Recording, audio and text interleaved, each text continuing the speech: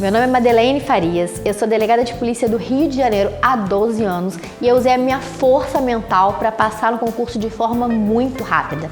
E é essa história que eu vou contar para você. Se você está estudando para concurso, fica ligado, porque você vai ter vários insights e depois eu te conto qual é a ciência que estava por trás disso, que eu só fui descobrir muito depois. Então fica comigo. Eu nasci em Campos, interior do Rio de Janeiro, e quando eu terminei minha faculdade, eu falei assim, eu sei o que eu quero, eu vou passar no concurso público. E eu falava isso para todas as pessoas ao meu redor. Só que eu não tinha muitas condições financeiras para estudar, e minha família é uma família de classe média baixa, mas eu tinha aquilo muito decidido, e eu falava para os meus pais, olha, eu vou para o Rio, capital, porque na época a gente não tinha muitos cursos online como a gente tem hoje, né, e as pessoas ficavam meio que rindo da minha cara, como é que você vai para o Rio estudar se você não tem grana? E eu saí de Campos com 5 currículos debaixo do braço, numa terça-feira, e fui para o Rio de Janeiro. E em 2 dias, mais ou menos, eu já tinha 2 empregos. Meus pais não acreditaram. Eu voltei para Campos só para buscar as minhas coisas, para começar o meu emprego no dia 11, eu não me esqueço dessa data, no dia 11/7 de 2004. E eu me lembro disso porque no dia 10/7 de 2004 eu deixei o meu pai no balcão da loja dele chorando. Ele estava com muito medo, eu estava indo embora e estava indo para um mundo estranho, e ele me abraçou e eu falei para o meu pai assim, pai, eu só preciso de 3 anos para passar, você me dá 3 anos que eu vou te trazer a minha aprovação. E nós nos abraçamos e eu me despedi. Comecei o meu emprego no dia 11 e fui seguir a vida. Na época eu fazia um cursinho, mas para te dizer a verdade, eu não conseguia estudar porque eu trabalhava muito, ia para o cursinho à noite e voltava para casa bem cansada. Então foi um momento em que eu só assistia a aulas, não tinha tanto desenvolvimento da matéria. Passado um tempo, eu pedi meus pais um pouco mais de esforço financeiro, porque eles me ajudavam. Eu falei, pai, mãe, me ajudem um pouquinho mais, porque eu vou passar. Eu só preciso de um pouco de incentivo, porque eu queria abandonar aquele trabalho que me cansava muito, né? Eu ficava no centro da cidade, trabalhava primeiro no banco, depois no escritório de advocacia, eu chegava muito exausta em casa. E aí os meus pais, né, com muito esforço e sacrifício, falaram, Madeleine, nós vamos te ajudar. E o dinheiro era contado. E eu tô contando isso pra você porque tem muita gente aí que dá desculpa de que não tem grana pra fazer. E eu vou te falar, quando você quer, você faz de verdade. E aí eu tinha grana contada, nem pro curso eu tinha, né? O curso que eu queria fazer eu não tinha grana. Eu tinha grana para pagar o meu aluguel, pagar a minha comida. Muitas vezes eu levava comida congelada pro Rio de Janeiro e a minha passagem, era o que eu tinha. Então eu já comecei tendo que me virar lá com o curso. Eu fiz um simulado, consegui uma nota bacana, ganhei uma bolsa e aí comecei a estudar pra caramba. E na época eu não estudava pra polícia, eu não pensava em fazer um concurso de delegado de polícia. Eu queria fazer prova pro Ministério Público. E aí eu estudava, só que na época eu não tinha 3 anos de formação, de carreira jurídica, como o concurso exige. E eu ficava naquele reme-reme, cheio de problemas, cheio de falta de estratégia, querendo estudar o edital inteiro, até que um dia uma amiga do cursinho foi na biblioteca onde eu estudava. Eu não sei se vocês conhecem o Rio de Janeiro, a Praia Vermelha. Eu estudava numa biblioteca que ficava naquela praia. E ela falou assim, Madê, vamos fazer a prova de delegado de polícia, a prova é daqui a um mês. Ela falou isso comigo, era dia 16 de novembro de 2006.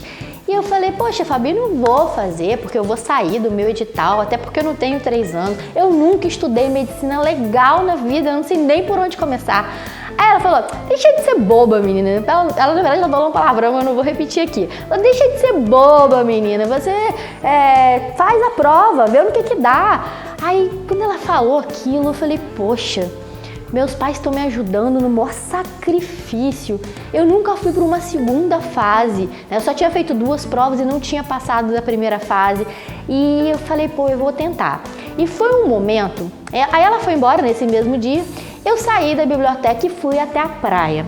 Quando eu fui até a praia, eu sentei em frente ao mar Eu chamo esse momento de é um momento bonecão do posto. Por que é bonecão do posto? Porque eu sentei murchinha no banco da praça. Sentei literalmente, assim, fiquei olhando para o mar e pensando, poxa, como é que eu vou fazer? Eu quero fazer, mas eu não tenho dinheiro nem para fazer o curso de medicina legal. E aí eu liguei para minha mãe e falei, mãe, você tem uma grana aí para bancar um curso para mim? Já começou, um curso de 1 mês para uma prova que eu quero fazer de delegado. Ela, filha, esse mês eu não tenho, mas mês que vem eu arrumo para você. Eu falei, mãe, não dá porque a prova, o curso já até começou, mas tá tudo bem, eu vou dar meu jeito. Essa minha amiga falou, Madê, eu empresto meu material para você, você transcreve e você vai dar seu jeito, vai estudar. Aí eu falei, nesse momento, eu sentei naquele banco e eu decidi, gente, eu decidi com todas as minhas forças. É essa decisão que eu falo para as pessoas. Tem gente que fala que decidiu alguma coisa, mas se essa decisão não for uma decisão de nível intracelular, eu falo assim intracelular, porque quando você decide com o seu corpo, você decide com sua alma, você decide com o seu espírito. Naquele momento eu falei, eu vou passar nessa primeira fase, custe o que custar. E aí eu me inflei assim como um bonecão do posto, é como se eu ganhasse toda a energia que eu precisava para aqueles 30 dias até a prova. E ali eu estudava em estado de flow. O que é estado de flow? É quando você não tem vontade de comer, você não tem vontade de ir ao banheiro, parece que o seu cérebro expande em consciência e eu consegui absorver um número gigantesco de matérias. Medicina legal, comecei a aprender medicina legal, uma matéria que não é nada fácil, mas eu comecei a aprender naquele mês e eu falo, eu vou com tudo. E eu fiz tudo que era possível. Eu me lembro também de um dia que eu fui andando com meu material pesado por um túnel que tem perto do Rio Sul, que fica no Rio de Janeiro.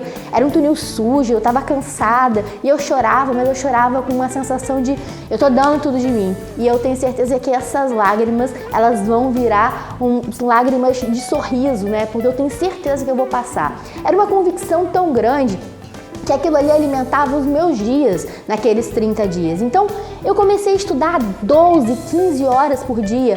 Isso não é uma regra, tá? Isso não é uma regra, estudar 12, 15 horas por dia, mas eu estava alimentada por uma motivação que era maior do que eu, uma decisão que estava consolidada em todo o meu corpo. E aí fomos para a prova. A prova foi muito, muito, muito difícil, especialmente na matéria de processo penal. Muita gente boa, muita gente que estava assim, já passando em fases de terceira fase, magistratura, não passou por conta da matéria de processo penal. E aí a nota de corte foi muito baixa. Quando eu vi aquela nota de corte, eu falei, opa, será? Eu tenho chance.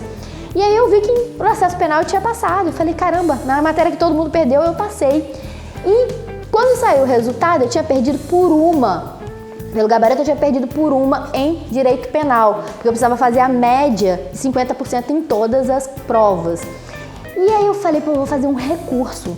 E eu estudei 2 livros, gente, 2 livros praticamente de concurso de agentes naqueles 2 dias de recurso para poder fazer o recurso da minha prova. Eu fiz o recurso, a prova realmente teve uma anulação e eu falei, opa, anulou a questão que eu precisava e agora eu tô dentro.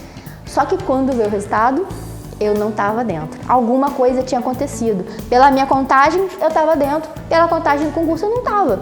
E eu fui pedir o espelho do cartão resposta. E quando eu vi, o que aconteceu? O cartão as letrinhas eram tão pequenininhas que a borra da caneta, que eu marquei a resposta certa, mas a borra da caneta pegou em outra questão. E a leitura ótica, o que ela fez? Ela cancelou aquela minha questão. E eu fiquei arrasada, simplesmente arrasada. Mas eu falei que eu ia passar, custe o que custar, e eu não vou desistir. Isso era 23 de dezembro, já era praticamente recesso de Natal. Eu impetrei um recurso administrativo inominado, não existia, eu criei aquele recurso administrativo. Eu fui até o presidente da academia de polícia e falei para ele, doutor, vá pegar o meu cartão, olha o que eu tô te dizendo, eu passei nessa prova, a leitura óptica não conseguiu pegar mais a minha resposta correta, eu não rasurei a questão, a resposta está certa, veja o meu cartão. E ele falou, olha, eu não posso te dar essa resposta agora, esse recurso não existe, mas tudo bem, deixa o seu recurso aí.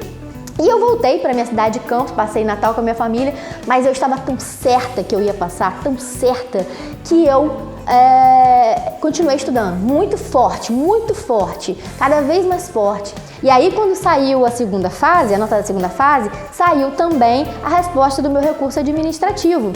E aí eu fiquei muito feliz porque eu passei. E fui para a segunda fase, e ali eu falei, caramba, e agora eu tô na minha segunda fase, era tudo que eu queria. Só que é a fase mais difícil, né? Quem tá estudando para concurso sabe que é a fase mais intensa, é mais decisiva. E eu dei de novo o meu sangue, eu estudei muito, fiz tudo que era possível fazer. E aí na data da prova, o que acontece? Olha os milagres que aconteceram na minha prova. Minutos antes da gente ser chamado para a sala, um rapaz, que hoje é até meu colega de concurso, o Marcelo, ele estava numa rodinha conversando e aí ele falou sobre uma doença que causava anulação do casamento em medicina legal, e essa doença era em latim. E eu ouvi aquilo ali e guardei na cachola. Quando eu abro a minha prova discursiva com 3 questões, quando eu abro a minha prova, o que estava perguntando? Exatamente aquela doença. Eu sabia a doença, só que eu não sabia que o nome dela era no latim, era aquele. Eu falei, meu Deus do céu. E aí eu comecei a escrever com a maior felicidade do mundo. Bom, passei aquele primeiro obstáculo. O segundo obstáculo daquele mesmo dia foi minha prova de civil. A minha prova de civil, ela também tinha 3 questões, e uma das questões falava assim, disserte sobre a teoria da proteção integral. E aí eu falei, cara, que diacho é isso? Eu nunca vi falar nisso. Não é um tema, é um tema super tranquilo, né, dentro do direito penal, que hoje eu sei, mas na época eu tinha tão pouco tempo de estudo que eu ainda não tinha dominado aquela matéria. E aí eu fui respondendo outras coisas que eu não fazia a menor ideia. E de repente o meu Código Civil, ele caiu no chão. Quando ele caiu no chão, ele quebrou a brochura. E aí quando ele quebrou a brochura, eu olhei artigo 3º do ECA, da proteção integral à criança e adolescente. Eu falei, não é possível, será que é isso mesmo? Aí eu peguei o meu edital, eu levei meu edital para a prova, o ponto sorteado estava dentro. Eu falei, opa, é por aqui mesmo. Então assim, eu sabia a questão? Claro que não, mas eu comecei a trabalhar com princípios. Fui lá em direito constitucional, fui lá no artigo 225 que falava da família, fui dando aquela, aproximada na questão. É claro que minha pontuação não foi máxima, mas ela ajudou em todos os outros pontos para eu também conseguir a pontuação mínima naquela prova. E assim foi. Bom, não passei de novo, dessa vez eu perdi em processo penal, mas eu não desisti. Eu falei, não, eu não vou desistir, eu vou recorrer. E aí eu recorri e consegui passar. E eu fiquei muito feliz. A resposta da prova oral veio no dia do meu aniversário. E eu falei, nossa, que presente é esse? E quando eu recebi aquela resposta, eu falei, agora é questão de honra. Ninguém mais vai me tirar desse concurso. Porque se eu cheguei aqui, eu vou agora passar na prova oral. E eu era enlouquecida para fazer uma prova oral. Eu sempre quis fazer uma prova oral. Inclusive, eu acho que é o momento mais bacana de um concurso, é a prova oral. E uma das minhas forças sempre foi a oralidade. Eu não sabia disso naquela época, mas era onde, na verdade, minha prova oral foi onde eu me saí melhor. E eu fui para a prova oral com aquela atenção, claro, que todo candidato tem na prova oral.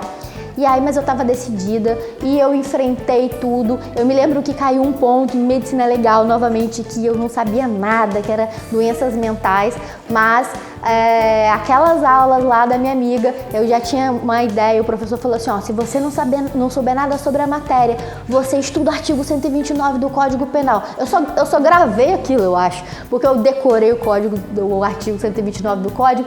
E o examinador, acho que ele ficou com pena de mim, queria me passar, não sei, ele perguntou, falei alguma coisa do artigo 129, eu falei, graças a Deus, então agora eu sei tudo. E aí eu comecei a falar sobre o artigo 129, e aí quando acabou essa prova, que era a prova para mim mais difícil da matéria, que eu nada sabia, que eu me dei conta, era dia 10/7/2007. Eu até às vezes me emociono quando eu falo isso, porque 3 anos exatamente depois que eu falei com meu pai naquele balcão, né? Exatamente 3 anos quando eu falei para ele, eu vou passar nesse concurso e eu vou trazer para você a aprovação. Então eu liguei para ele emocionada e falei para ele, pai, sabe que dia é hoje?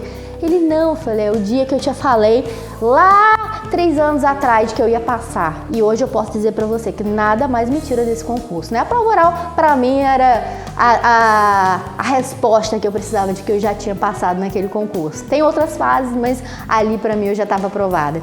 Então, por que eu tô te contando essa história? Porque foram vários milagres que aconteceram, né? Mas esses milagres ou coincidências, o que você quiser chamar, eles só aconteceram, e hoje eu sei disso, eles só aconteceram porque eu decidi. É essa decisão que você precisa tomar. Essa decisão, ela tinha um fundamento que estava por trás. Eu sabia muito porque eu queria aquilo. Por que eu queria aquilo? Eu queria porque eu não queria mais que meus pais ficassem se sacrificando tanto por mim por tanto tempo. Eu queria porque eu queria subir meu nível de vida. Eu queria ter acesso a outras coisas que eu não tinha. Então, o concurso foi muito importante para mim. Ele virou a minha história. E essa decisão, essa energia que sai da gente quando a gente quer alguma coisa, a gente só tem que se preocupar o quê? A gente não tem que se preocupar com o como. O como, ele vai acontecer. Então foram esses os milagres ou coincidências que aconteceram na minha vida.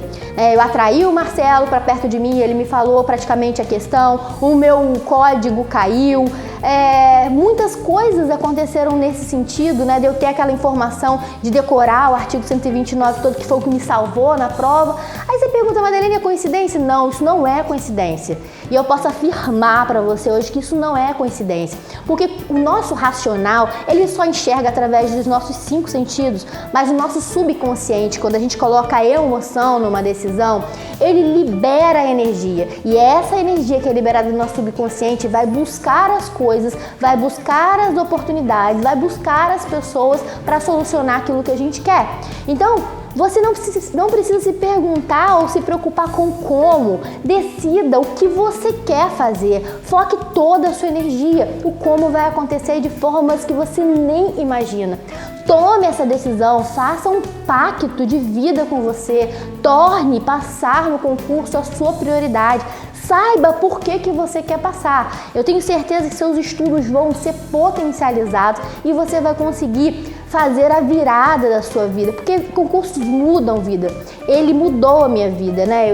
Eu não tinha acesso a muita coisa, eu tinha dinheiro para pagar a minha passagem, eu tinha dinheiro para pagar a minha comida, e numa aprovação eu passo a ter um salário que eleva a minha vida, né? Que me torna uma pessoa de uma classe de nível melhor. Eu posso ter acesso a coisas que eu não podia. Então, se essa é a sua realidade hoje, eu quero que você pare agora, pegue um papel e decida por que você quer passar no concurso. O que você vai ter que fazer? Quais são as decisões que você vai ter que tomar? O que você vai ter que tirar da sua vida? Porque quando você tomar essa decisão, pode ter certeza que você vai fazer coisas acontecerem.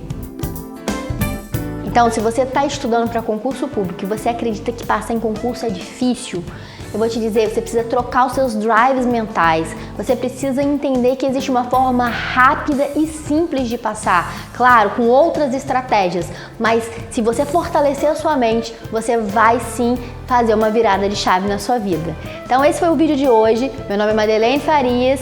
E nos próximos vídeos eu vou falar com vocês sobre estratégias, sobre gestão de emoções. Eu tenho certeza que você vai tirar muito proveito para você conseguir passar de forma muito mais rápida no seu concurso.